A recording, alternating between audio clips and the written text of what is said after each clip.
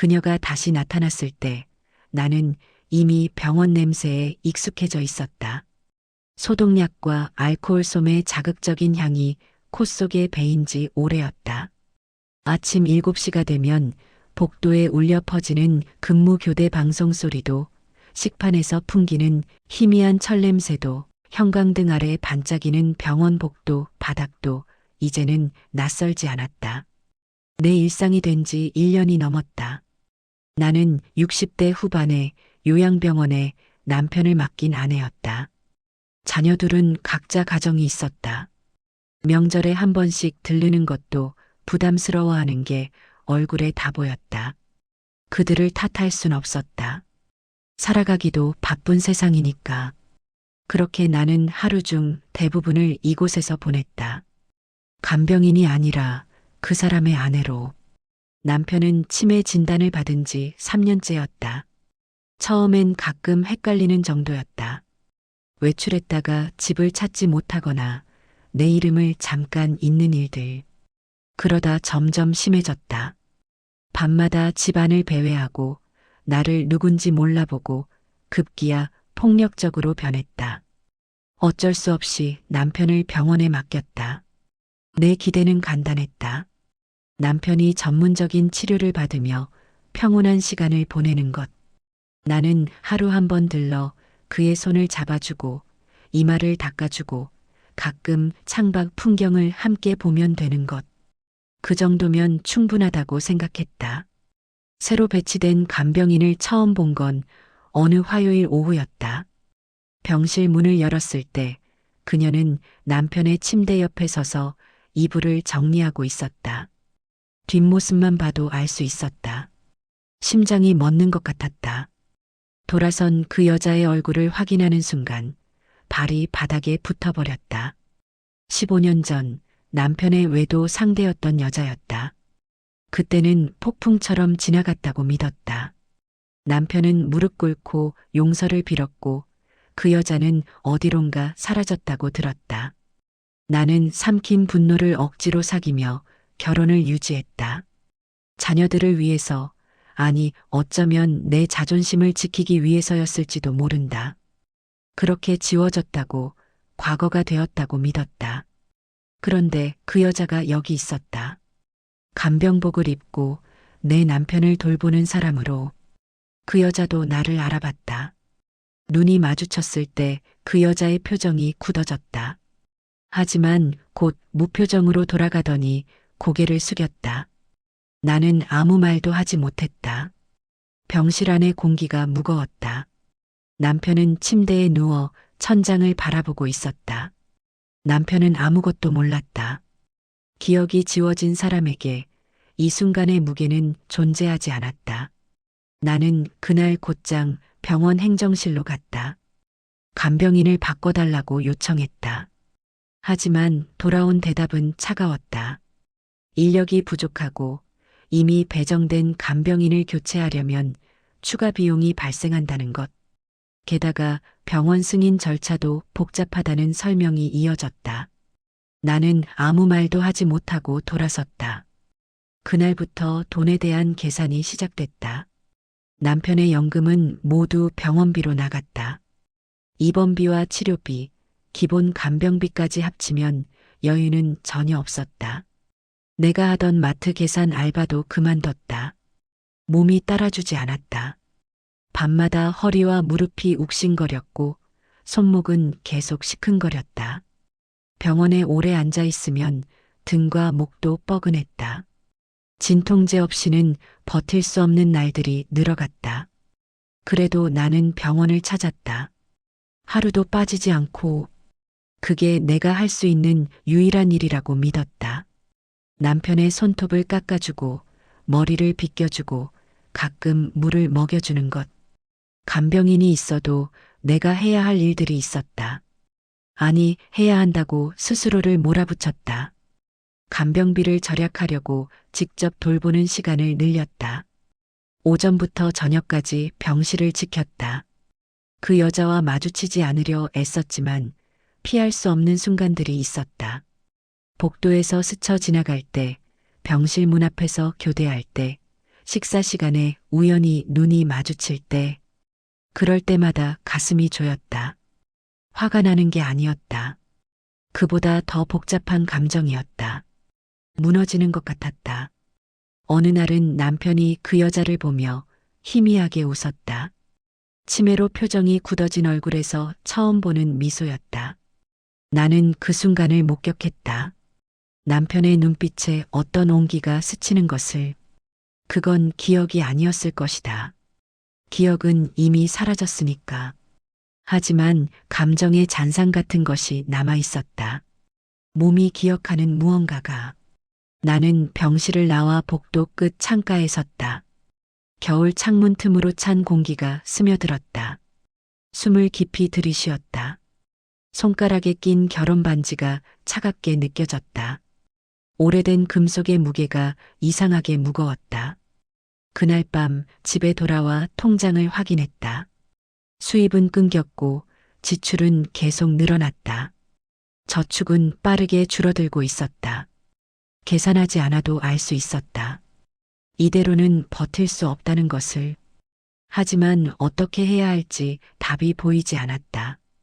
다음 날도 그 다음 날도 나는 병원에 갔다. 간병인 교체는 포기했다. 비용도 문제지만 절차도 복잡했다. 무엇보다 내가 병원에 있는 시간이 길어지면서 간병인과 마주칠 일도 줄었다. 그렇게 회피하는 것이 최선이라고 스스로를 설득했다. 하지만 피로는 쌓여갔다. 몸도 마음도. 아침에 눈을 뜰 때마다 몸이 무거웠다. 병원에 가는 버스 안에서 조는 날이 많아졌다. 남편의 손을 잡고 앉아 있을 때도 정신이 흐려졌다. 한계가 다가오고 있었다. 그런데도 멈출 수 없었다. 나는 간병인이 아니라 아내였으니까. 그게 내가 남편에게 해줄 수 있는 유일한 역할이라고 믿었으니까. 돈보다 더 버거운 건 마음의 계산이었다. 얼마를 쓰느냐가 아니라 무엇을 버리고 무엇을 지켜야 하느냐는 무게였다. 그땐 몰랐다. 진짜 무너짐은 이제부터라는 것을. 어느 목요일 오후 병실에서 나오는데 그 여자가 복도에 서 있었다. 피할 수 없었다. 우리 사이의 공기가 얼어붙었다. 그 여자가 먼저 입을 열었다.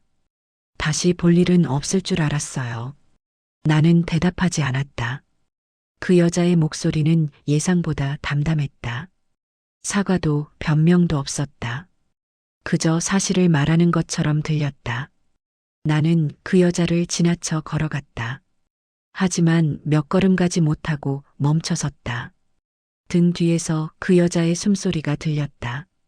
돌아보지 않은 채 물었다. 왜 여기 있느냐고. 왜 하필 이 병원이냐고.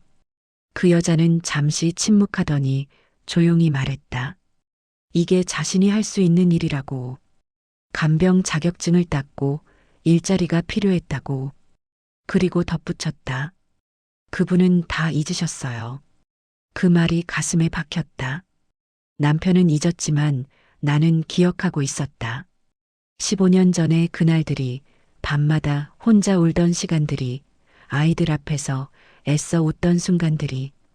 그녀의 말대로 남편에게 그 기억은 사라졌을 것이다. 하지만 내게는 여전히 선명했다. 나는 그날 이후 병실 방문 시간을 바꿨다. 그 여자의 근무 시간과 겹치지 않도록. 오전 일찍 가거나 저녁 늦게 가거나. 하지만 완전히 피할 수는 없었다. 간병 교대 시간에 마주치거나 응급 상황이 생겨 함께 있어야 할 때가 있었다. 어느 날 저녁 남편이 갑자기 고열이 났다. 간호사가 호출되고 나도 급히 달려갔다. 병실에는 이미 그 여자가 있었다. 남편의 이마에 찬물 수건을 올리고 있었다. 손길이 익숙했다. 부드럽고 조심스러웠다. 나는 문 앞에 서서 그 모습을 바라봤다. 남편이 미열 섞인 손을 들어 그 여자의 손을 잡았다. 그리고 희미하게 웃었다. 그 미소는 내가 아는 남편의 표정이었다. 오래전 우리가 처음 만났을 때 그가 짓던 그런 미소. 치매로 잃어버렸다고 생각했던 표정이 그 여자를 향해 있었다. 나는 뒤로 물러섰다. 복도로 나와 벽에 기댔다. 다리에 힘이 풀렸다. 화가 나지 않았다. 슬프지도 않았다. 그저 텅 빈 느낌이었다. 내가 평생 지켜온 것이 무엇인지, 남편이 나를 기억하는지조차 의미가 없어지는 순간이었다. 머릿속이 복잡했다. 남편을 탓할 수도 없었다. 남편은 기억을 잃은 사람이었다. 그 여자를 탓하는 것도 무의미했다. 과거는 과거였고 지금 그 여자는 간병인으로서 제 역할을 하고 있었다. 그렇다면 누구를 탓해야 하나? 나 자신을? 이 상황을 받아들이지 못하는 나를? 며칠 뒤 병실에서 남편의 손톱을 깎아주고 있는데 그 여자가 들어왔다. 근무 교대 시간이었다. 그 여자는 잠시 머뭇거리더니 조심스럽게 물었다. 환자 상태에 대해 공유할 게 있다고. 나는 고개를 끄덕였다. 그 여자가 말했다. 요즘 남편이 밤에 자주 깬다고. 악몽을 꾸는 것 같다고. 이름을 부르는데 내 이름이 아니라 다른 이름이었다고 했다. 나는 아무 반응도 하지 않았다. 그리고 그 여자가 덧붙였다. 환자만 생각하자고. 우리의 과거는 중요하지 않다고. 지금은 한 사람을 돌보는 것에 집중하자고. 그 말이 옳았다. 이성적으로는 맞는 말이었다. 하지만 감정이 따라주지 않았다. 나는 간병 가방을 챙겨 병실을 나왔다. 복도를 걸으며 생각했다. 그 여자를 용서하면 나도 조금은 자유로워질까? 이 무거운 감정의 짐을 내려놓을 수 있을까? 하지만 용서는 잊음이 아니었다. 기억을 지우는 게 아니라 기억을 안고도 앞으로 나아가는 것. 나는 아직 그럴 준비가 되지 않았다. 매일 병원에 오면서도 남편을 돌보면서도 마음 한구석은 여전히 15년 전에 멈춰 있었다. 겨울이 깊어졌다. 병원 창밖으로 보이는 나무들은 모두 잎을 떨어뜨렸다. 앙상 한 가지만 남은 풍경이 내 마음과 닮았다. 남편의 상태는 조금씩 나빠졌다. 말을 거는 횟수가 줄었고 표정도 점점 굳어갔다. 가끔 눈을 마주쳐도 나를 알아보는지 확신할 수 없었다. 그러던 어느 화요일 오후였다. 나는 평소보다 일찍 병원에 도착했다. 병실 문을 열려는데 안에서 소리가 들렸다. 남편의 웃음소리였다. 오랜만에 듣는 소리였다. 나는 문을 천천히 밀었다. 남편이 침대에 앉아 있었다. 그리고 그 옆에 그 여자가 서 있었다. 남편이 그 여자의 손을 잡고 있었다. 아니, 잡은 게 아니라 끌어당기고 있었다. 그 여자는 난처한 표정으로 손을 빼려 했지만 남편은 놓지 않았다. 그리고 남편이 말했다. 여보라고. 그 단어가 공기를 갈랐다. 남편은 그 여자를 나로 착각하고 있었다. 아니, 착각이 아니었다. 남편에게 그 여자는 아내였다. 기억 속에 남은 감정의 잔상이 그 여자를 향하고 있었다. 남편이 일어서서 그 여자를 끌어안았다. 그녀는 당황해서 뒤로 물러서려 했지만 남편의 힘이 셌다. 나는 그 장면을 문 앞에서 지켜봤다. 움직일 수 없었다. 소리도 낼 수 없었다. 그저 서 있었다.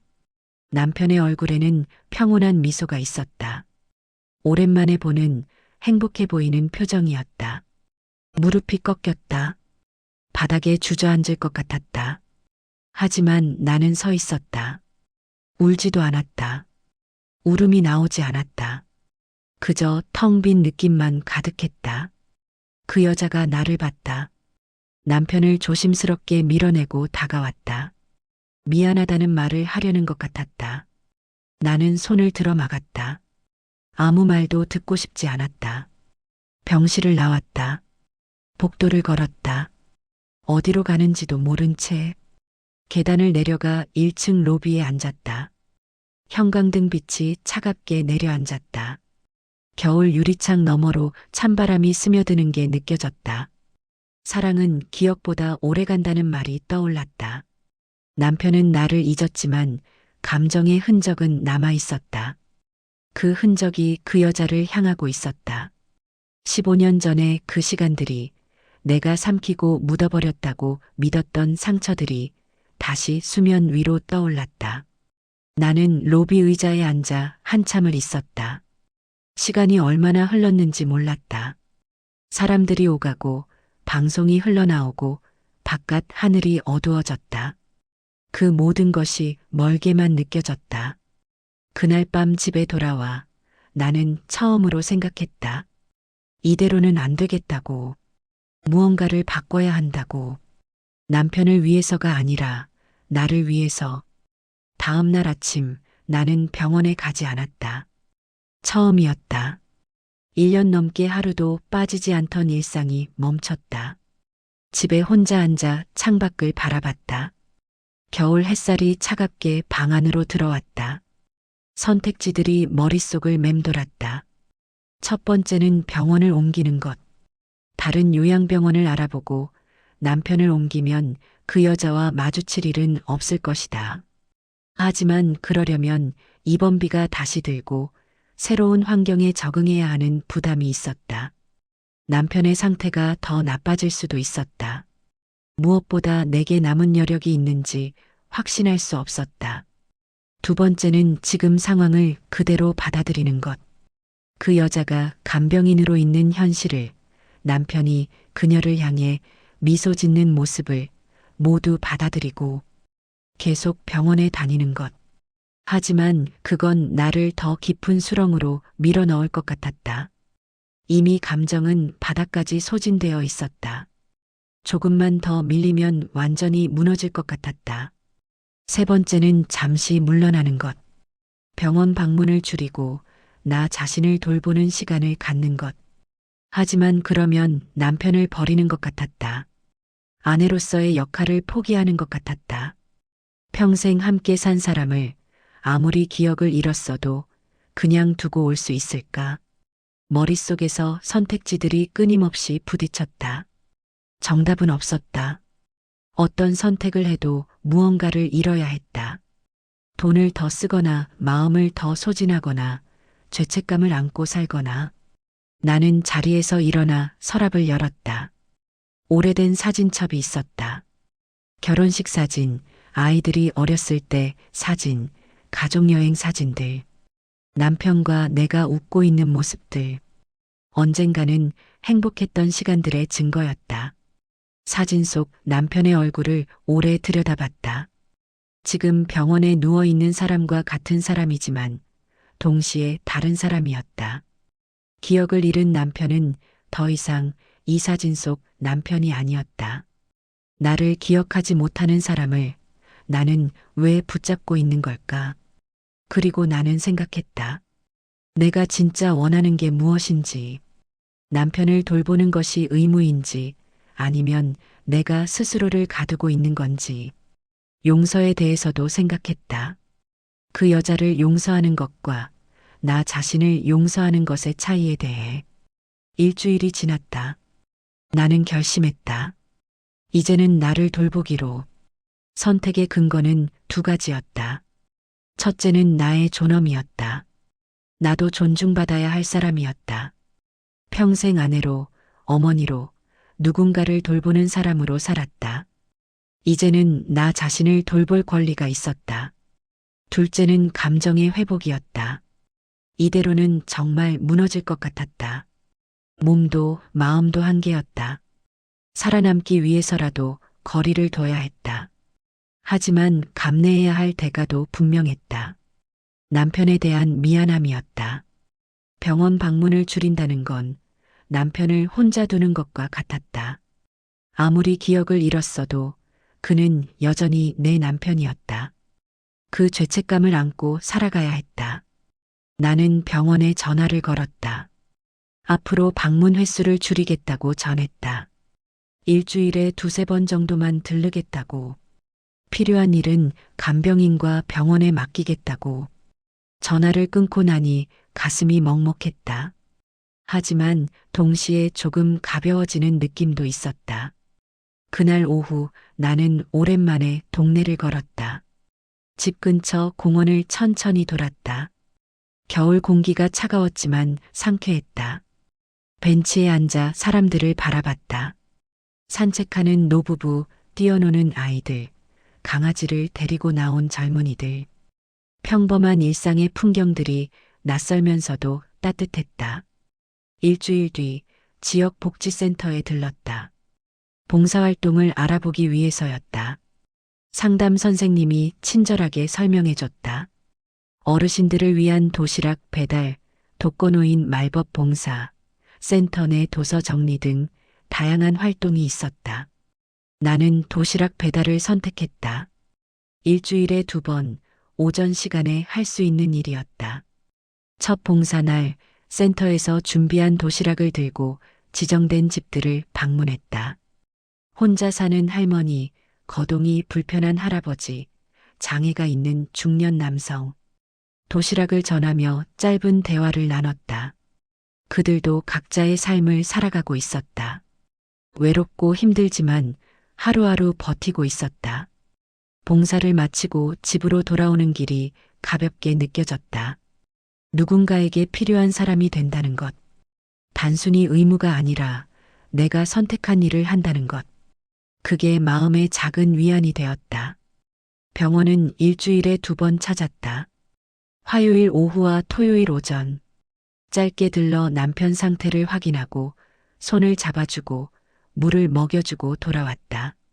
그 여자와 마주칠 때도 있었지만 이제는 담담하게 인사를 나눴다. 감정의 파도가 잔잔해졌다. 남편은 점점 말을 잃어갔다.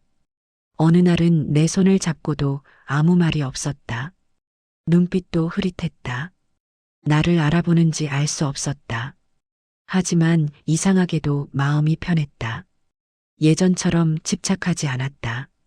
그가 나를 기억하지 못해도 그건 그의 선택이 아니라 병의 결과였다. 나는 내가 할 수 있는 것만 하면 됐다. 봄이 왔다. 복지센터 봉사를 시작한 지 석 달이 지났다. 도시락을 배달하며 만난 어르신들과 친해졌다. 어떤 할머니는 내가 오는 날을 손꼽아 기다린다고 했다. 말벗이 되어준다며 고마워했다. 나도 그들과 이야기 나누는 시간이 좋았다. 동네 작은 카페에도 가끔 들렀다. 창가 자리에 앉아 커피를 마시며 책을 읽었다. 오래전에 사두고 읽지 못했던 책들을 천천히 페이지를 넘기며 시간을 보냈다. 바쁘게 살아온 인생에서 처음 가져보는 여유였다. 어느 화요일 병원을 찾았을 때 남편의 상태가 많이 나빠져 있었다. 침대에 누워 천장만 바라보고 있었다. 나는 남편의 손을 잡았다. 차갑고 메마른 손이었다. 오래된 결혼 반지가 손가락에 헐겁게 끼어 있었다. 나는 그 손을 2손으로 감싸며 조용히 말했다. 고생했다고. 이제 편히 쉬어도 된다고. 남편이 희미하게 눈을 감았다 떴다. 마지막 인사 같았다. 나는 물수건으로 그의 이마를 닦았다. 병원 특유의 소독약 냄새가 났지만 이제는 익숙했다. 형광등빛 아래 남편의 얼굴이 평온해 보였다. 병실을 나오며 복도 창밖을 봤다. 봄볕이 따스하게 내리고 있었다. 나무들의 새순이 돋아나기 시작했다. 계절은 변하고 삶은 계속되었다. 나는 남편을 잃었지만 나를 되찾았다. 용서란 상대를 위한 게 아니라 나를 위한 해방이었다. 그녀를 용서하는 것도 남편을 용서하는 것도 결국 나 자신을 자유롭게 하는 일이었다. 과거를 붙잡고 있는 한 나는 그 무게에 짓눌려 살 수밖에 없었다. 지금 나는 조용한 일상을 살고 있다. 봉사활동을 하고 책을 읽고 가끔 산책을 나간다. 외롭지 않냐고 묻는 사람도 있다. 하지만 그 외로움은 내가 선택한 것이다. 누군가에게 짓눌리는 것보다 스스로 선택한 외로움이 더 견딜만하다. 당신이라면 잊을 수 없지만 용서해야 하는 관계를 어떻게 마주하시겠습니까?